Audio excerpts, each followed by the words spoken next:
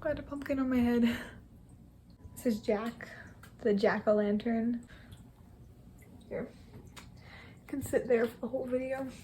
Hey guys, welcome back to MB's Hamsters, and today I'm going to give you guys a little bit of an update on Angel's vet trip. I did mention in my last video that Angel was going to the vet on Wednesday, and it is Friday today, so I am just going to explain to you basically what happened, what the vet prescribed. If you did follow me on Instagram, you would have a little bit better, you would know what I'm talking about a little bit better, so you can definitely follow me on my Instagram. It's just at MB's Hamsters, but that's besides the point, and today I am going to talk all about Angel's vet trip.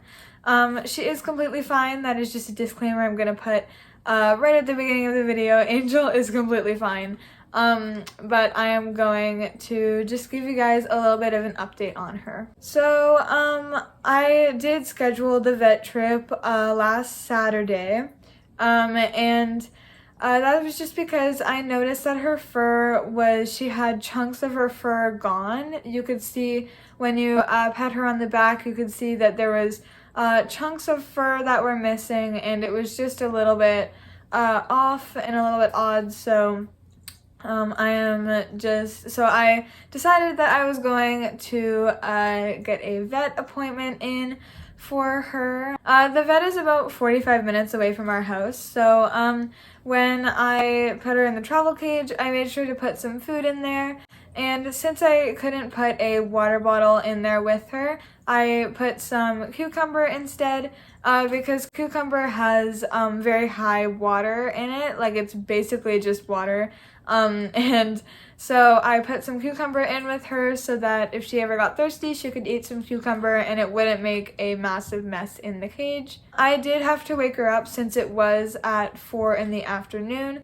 I did have to wake her up at about 3:15-ish to wake her up and put her in the travel cage. I do not recommend waking up your hamster for just random reasons like, oh, I want to go see my hamster, and then you go and wake them up. That's not nice. But if it is for a legitimate reason, like you need to take them to the vet, or you need to travel with them to someplace, or you need to clean your cage before you go somewhere, and you just don't have time to clean it after they wake up, then that is a legitimate reason to wake them up. But doing it just for fun because you want to see your hamster isn't very kind to them. It's not very nice. It's like someone going up to your room at 1 a.m. and waking you up trying to tell you to play, and that is not nice. So I did wake her up, but the trick is to make clicking sounds, just noises so that the hamster knows that you're coming. And then you slowly push away the bedding because you don't want to scare them. You don't just rip them out of their house. That's not nice. What you do is you just slowly push away the bedding, and then you make clicking noises so that they know that you're coming and they're not being spooked and jumped right out of sleep, because that could actually hurt them being spooked that much from a deep sleep. So make sure that you're slowly, gently waking them up so that they are fully awake by the time you uncover them. I woke Angel up. I put her in the travel cage with some cucumber and some of her seed mix, just in case she got hungry or thirsty on the drive there, since it was half an hour there and half an hour back. I just wanted her to have all the necessities she needed, so if she did get hungry or thirsty, she could eat and drink. So yeah, we took her to the vet. The vet was an hour long, just because it was 4 to 5, and so we took her home after that, and the vet basically said that she doesn't see any signs of like a skin cancer or a skin disease.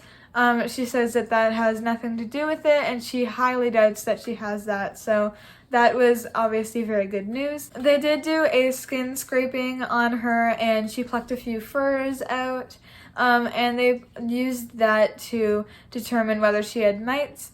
And she did say that she didn't see any mites in the skin scraping, but she also said that they sometimes bury, like most of the time they bury a little bit deeper than just a light skin scraping. So they did a light skin scraping and they didn't see anything, but she said that it is most likely mites, so she gave me mite treatment anyways, since this is safe, and if she doesn't have mites, it's not going to hurt her, and it's going to help her fur grow back. So here, I can show you guys. So I basically need to give her these little mite treatment. It's so tiny you can barely see it, and this one is for December 9th, and so this one is for December 9th, and you basically put it on the back of their neck, and that will basically just help the medicine go into them. You don't have to force feed them or anything.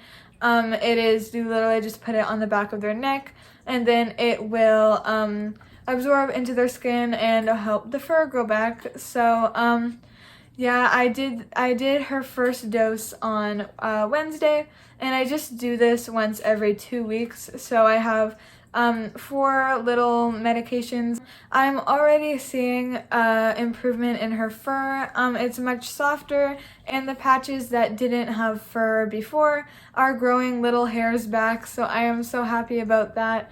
I'm so happy that she has had improvement, and I hopefully stopped her. Like, I really hope it wasn't irritating her before, but if it was, hopefully that is stopped and she can finally rest knowing that she has all of her fur growing back. So yeah, they said, the vets actually said that she was one of the nicest hamsters they've ever had, which I agree with. Angel is such a nice hamster. She really goes by her name, and so they just said that she was so sweet, and they were glad on the diet that I was giving her. They said that it was good that I wasn't feeding her some really low quality block, that I was feeding her a good seed mix, so they were happy with that.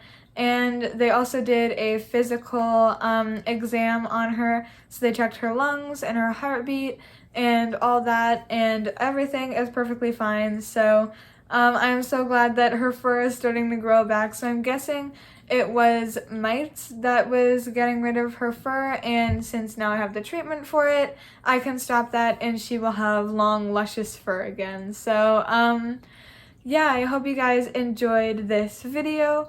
I know it was not the longest video ever, but I wanted to update you guys on her.